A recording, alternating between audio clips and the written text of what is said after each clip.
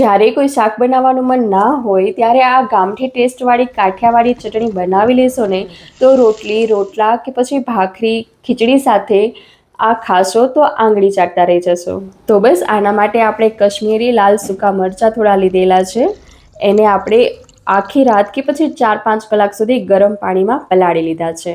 એકદમ નરમ થઈ જાય પછી આપણે એને છાશમાં અડધો કલાક કે કલાક જેટલો તમારી પાસે ટાઈમ હોય એટલી વાર પલાળી રાખશું. આનાથી શું થશે કે મરચાંમાં છાશનો ટેસ્ટ જશે તો ચટણી એકદમ સરસ બનીને તૈયાર થશે.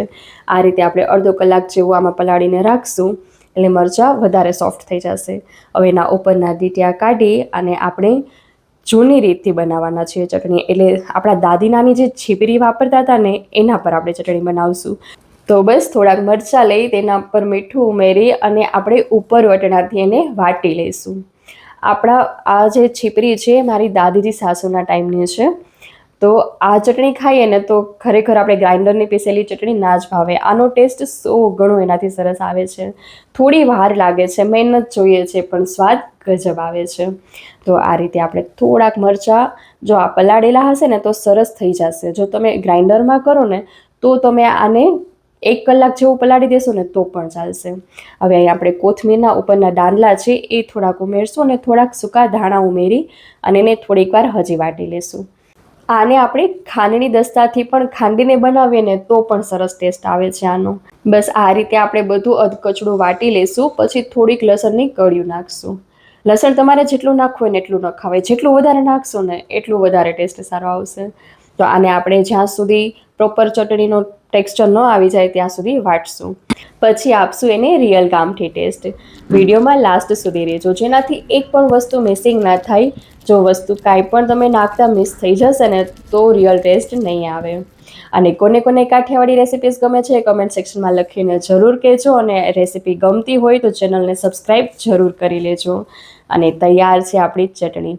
જોઈને જ મોઢામાં પાણી આવી જાય એવું છે ને. હજી તો આપણે આમાં થોડી હજી પ્રોસેસ કરવાની બાકી છે.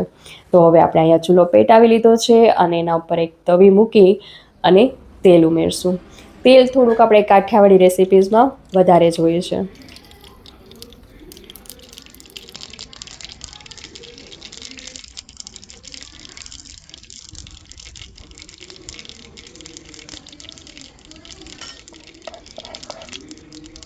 તેલ ગરમ થઈ જાય એટલે રાઈ જીરું ઉમેરી દઈશું ને એ ફૂટી જાય એટલે થોડીક હિંગ ઉમેરી અને આપણી વાટેલી ચટણી ઉમેરી દઈશું.